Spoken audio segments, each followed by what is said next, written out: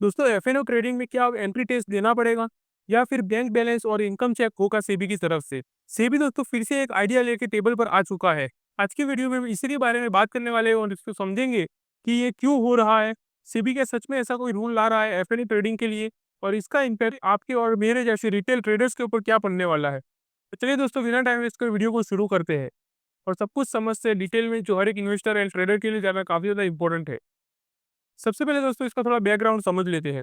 Future and options यानी कि F&O market पिछले कुछ सालों में बहुत ही तेजी से बढ़ा हुआ है दोस्तों। करोड़ों रिटेल ट्रेडर्स एंट्री कर चुके हैं मार्केट के अंदर, स्पेशली वीकली एक्सपायरी के लिए। इसमें ये सबसे ज्यादा लॉस होता है।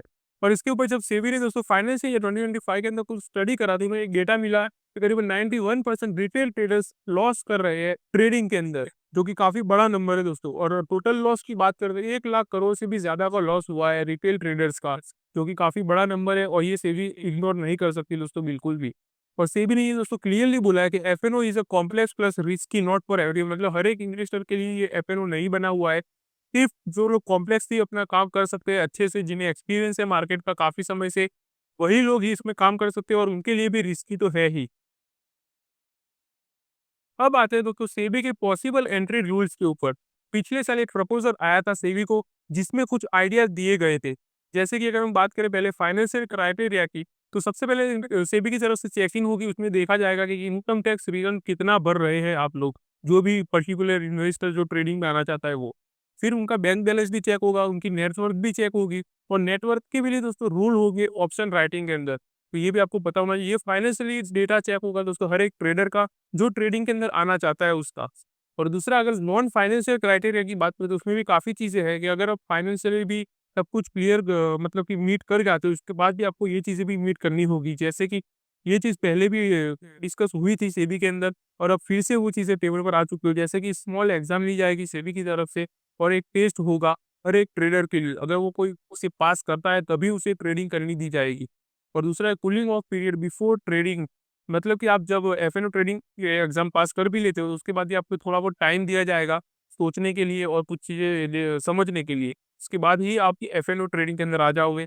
और उसके बाद भी जब आप एफएनओ ट्रेडिंग स्टार्ट भी कर दोगे तो उसके अंदर भी सिस्टम की तरफ से एक स्टॉप लॉस लगाया जाएगा। अगर आपका लॉस बड़ा हो जाएगा तो स्टॉप आपको ऑटोमेटिकली फिर से उससे बाहर कर दिया जाएगा और आपको ट्रेडिंग नहीं करने दी जाएगी फिर। और इसीलिए सिर्फ एक्रेडिटेड इन्वेस्टर्स को ही एक्सेस मिल पाएगा एफएनओ ट्रेडिंग का। और ये चीज़ ये तो सेबी को पहले ही प्रपोज़ की गई थी और सेबी ने भी बोला था इसके ऊपर, लेकिन फिर बाद में आगे जाके जब और ज़्यादा डिस्कशन हुआ तो ये रिजेक्ट हो चुकी थी। और ये चीज़ें अब वापस बाहर आ रही है दोस्तों सेबी की तरफ से। अब बात करते हैं दोस्तों कि सेबी इतना ज़्यादा कंसर्न क्यों है, मतलब इतना ज़्यादा सोच क्यों रहा है एफएनओ ट्रेडिंग के लिए। तो डेरिवेटिव दोस्तों एक लेवरेज प्रोडक्ट है, मतलब छोटी-सी गलती भी बड़ा लॉस करा देती है इसके अंदर। और सेबी को अब लगता है कि ईज़ी अकाउंट ओपनिंग और फ्री ट्रेडिंग ऐप्स की वजह से हर कोई बिना नॉलेज के एफएनओ में आ जा रहा है, इससे कि उनका बड़ा लॉस हो रहा है। और अगर ओवरऑल नंबर भी जैसे अब सेबी ने दिखाया कि करीबन 91% लोग ट्रेडिंग के अंदर लॉस कर रहे हैं अभी के समय में। और इसीलिए दोस्तों सेबी अब ये चाहता है कि वो छोटे इन्वेस्टर्स को प्रोटेक्ट करे और इससे दूर रखे, जब तक उन्हें एक अच्छा नॉलेज नहीं हो जाता। और वो ये भी चाहता है कि जो फाइनेंशियली कैपेबल इंसान है, जो मतलब कि जो पैसों से बहुत ही स्ट्रांग है और जो अवेयर है ट्रेडिंग को लेकर सीरियसली, वही लोग इसमें एंटर करे इसे।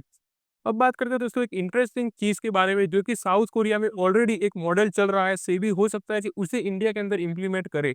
और ये मॉडल भी दोस्तों आपको बता देता हूँ कि वो 2 स्टेज में डिवाइडेड है।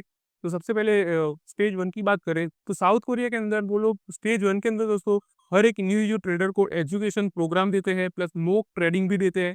फिर मिनिमम मार्जिन डिपॉजिट करवाते हैं उनके पास से, इतना मार्जिन होगा तभी आप ट्रेडिंग में एंटर कर पाओगे। फिर वो लोग दोस्तों उन्हें सिर्फ बेसिक फ्यूचर्स के अंदर ट्रेडिंग करने देते हैं। और फिर स्टेज 2 में जब वो आते हैं ये सब चीज़ें क्लियर करने के बाद, उसके बाद उन्हें 1 साल का एक्सपीरियंस होता है तभी वो स्टेज 2 में जाने देते हैं। फिर हायर डिपॉजिट करवाते हैं, उनके पास ज़्यादा पैसा लगवाते हैं वो अंदर अकाउंट के अंदर, क्योंकि जिसके पास छोटा पैसा होगा वो ऑलरेडी आ ही नहीं पाएगा। मतलब जिसके पास कम पैसा है वो आएगा ही नहीं, तो इनका लॉस भी नहीं होगा उतना। और उसके बाद वो लोग उन्हें दोस्तों कॉम्प्लेक्स ट्रेडिंग करने देते हैं, मतलब कि बड़े लेवल की ट्रेडिंग करने के लिए अलाउ करते हैं साउथ कोरिया के अंदर। तो हो सकता है दोस्तों कि इंडिया के अंदर भी सेबी ऐसा ही कोई मॉडल लेकर आ जाए। ये मॉडल भी दोस्तों आप देख सकते हो जो साउथ कोरिया में चलता है अभी। तो अब बात करते हैं दोस्तों कि आगे क्या हो सकता है। तो अभी तक दोस्तों कोई भी फाइनल रूल डिसाइड नहीं हुआ है सेबी की तरफ से। सेबी के चेयरमैन और होल टाइम मेंबर अनंत नारायण ने बोला है कंसल्टेशन के बाद ही कोई स्टेप लिया जाएगा।